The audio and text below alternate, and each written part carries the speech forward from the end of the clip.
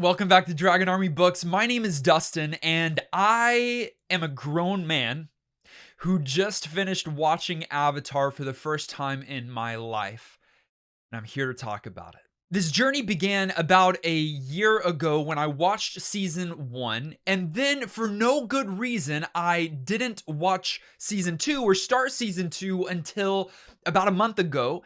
And within this past month, I finished both season 2 and season 3 of Avatar. Now, I get it that for a lot of you, that is extremely slow. But for me, I'm not typically a binge watcher. I can get through 1, maybe 2 episodes of anything in a day, and that's about max for me. So I get it, a year is slow, but a month for 2 seasons is rapid for me. And it was because I really wanted to get through them, but also because I absolutely loved it. Avatar, as concisely as I can put it, is one of the top tier shows. Not just kids shows, but shows, one of the top tier worlds that were created, one of the top tier magic systems, and one of the top tier cast of characters out of any media that has ever existed. And I get some of you that haven't watched or enjoyed Avatar might be thinking that I'm overshooting it or overselling it, thinking that what can a simple kids show present or provide that hasn't already been presented or provided for in other forms of media or shows. And I'm here simply to tell you that it is far from just a kids show. Kids will appreciate it, of course. It's got some lowbrow, childish humor from time to time, but there are also some themes and jokes that will go way over the heads of a younger audience and will be completely applicable to people around-ish my age. This is one of those rare shows that I really believe can be appreciated by any age, any demographic. As long as you're okay with animated shows, then I would encourage you to at least try out Avatar, because I truly didn't expect to enjoy it as much as I did. Now, this is what I want to do with this video. I simply want to give you a few of my favorites, a few of my key thoughts up front, and then I want to go and finish this video with rating or ranking each of the characters in the series. Let's begin with the list of favorites. My favorite season was actually season 2, book 2. I enjoyed Earth the most, probably because it was linked with my favorite character, which my favorite character, spoiler alert, or at least right now, my favorite character is Toph. I am not Toph. I am Melon Lord. Absolutely love that entry to Team Avatar. Love her character, her personality. Is she whining at times? Of course. She's a young kid. Can she get on the nerves of her teammates and of viewers? Absolutely. But her attitude, her ability, the fact that she's blind, I absolutely loved Toph, which led me to really enjoy season 2 as well. And that's where I feel like there's the most character progression within season 2. I love that it doesn't end on the most happy note ever. In fact, it ends on a pretty massive defeat, which sets up well for season 3. I think all the seasons do extremely well, but my favorite by far was season 2. And then probably season 3, followed by season 1. My favorite episode just so happened to be in season 2 as well, and I don't think that this will be everyone's favorite episode, but I'll explain why. The Tales of Ba Sing Se is this collection of short, really stories, about 3 to 5 minutes of a few different characters within and connected to Team Avatar. Some of them are light and frilly, but with most of them, you get a little bit more character development than you get in previous episodes because you're focused on one particular character. I believe this is also Momo and Appa both get a story in there, I believe, which makes for fun. But then the thing that really drove it home for me was Uncle Iroh's story. It is an incredibly moving story, very short, where he is going around town doing kind deeds for and to various people in town. And while he's doing so, he's either whistling or singing a song that is very moving. His story ends at a tree where he pulls out the picture of his son, who, if you've seen the show, was lost in war. And he continues to sing that song with a tear welling up in his eye. And it even gives me chills talking about it because in part, the reason why he's a changed man, the reason why he's doing these good deeds for everyone is because of his love for his son and because of him wanting to be a good man and a good father that he maybe wasn't fully able to be at that time. It's just a perfect story. And then to find out that now that's a tribute to the voice actor of Uncle Iroh, because during that season, the voice actor actually died. It just kind of puts it over the top for me, and it will always be a special episode and a special collection of stories for me.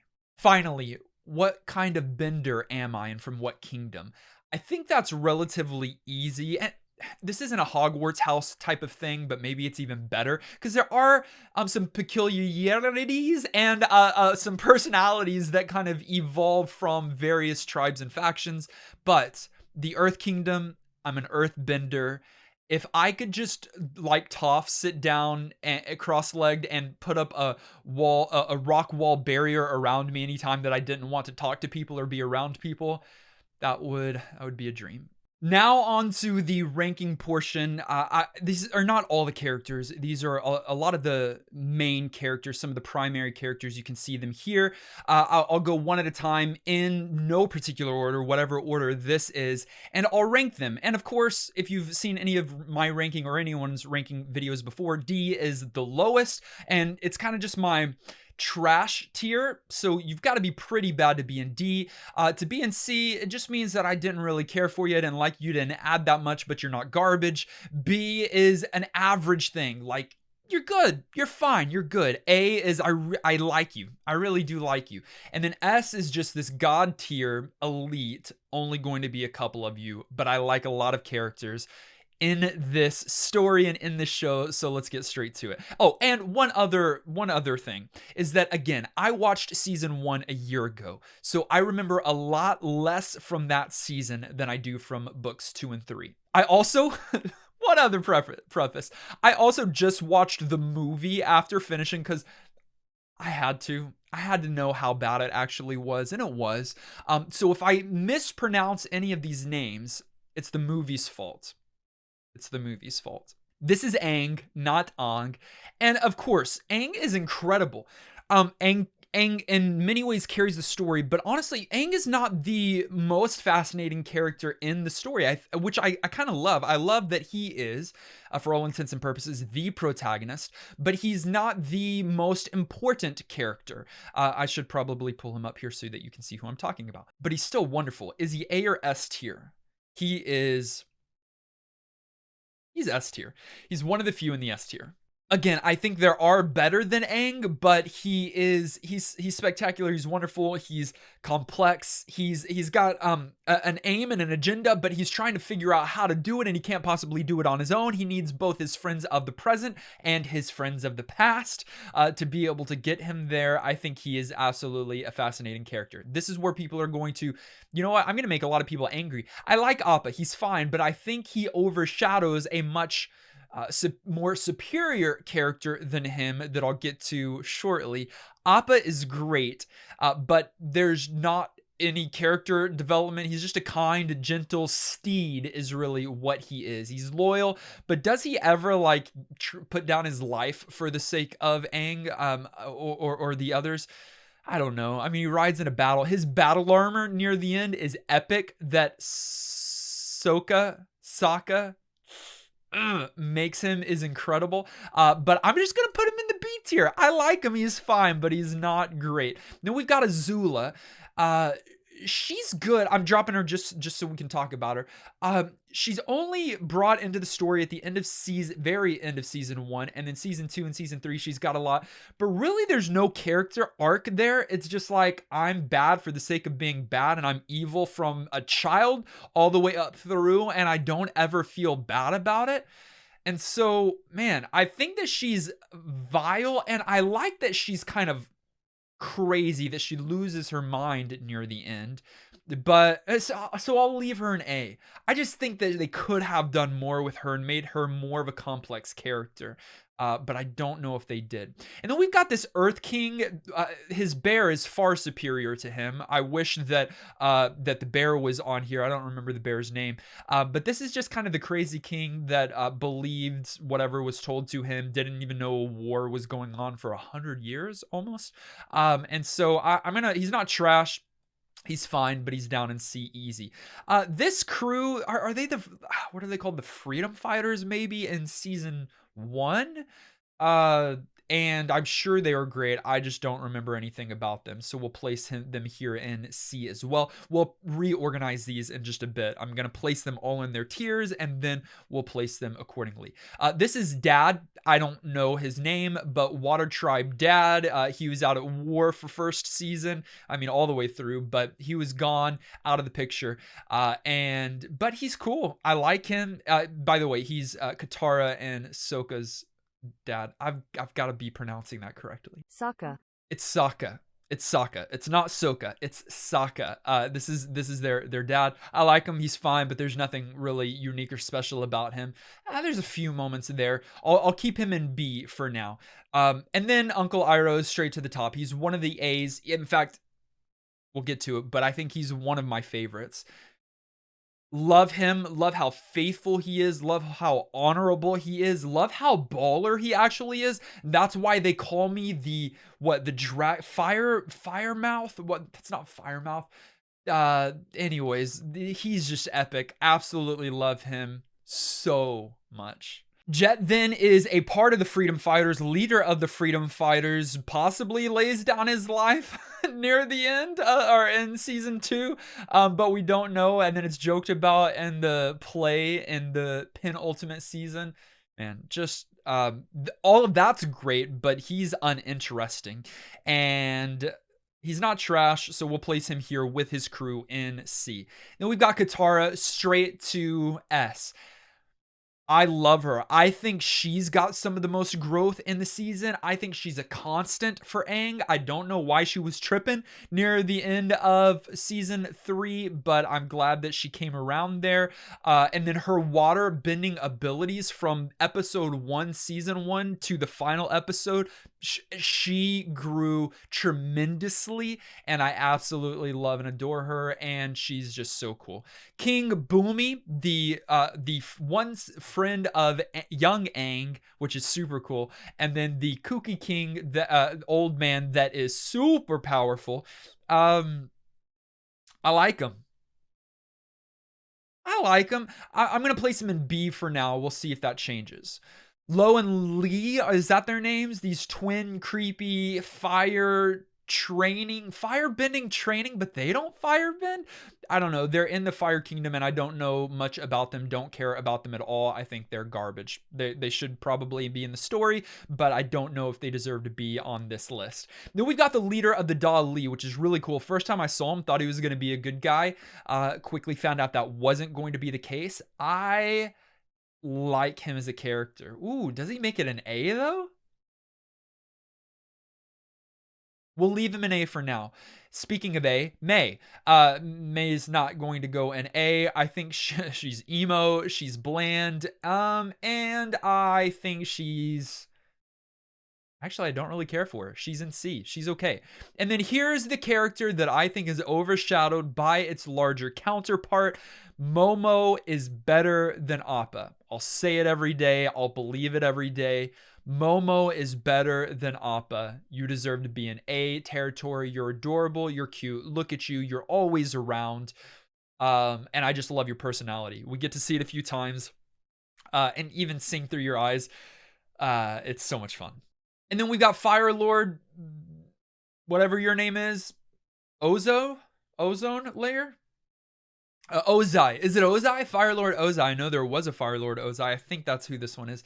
This is Azula and Zuko's dad.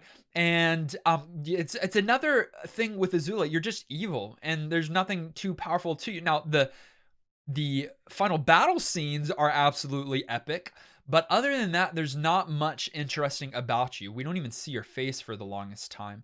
But I did find out that Mark Hamill is your voice, which keeps you out of maybe certain tier. Actually, you're gonna fall in C tier too. You're there right behind me. There. You're uninspired. How about that? And then we've got Sokka.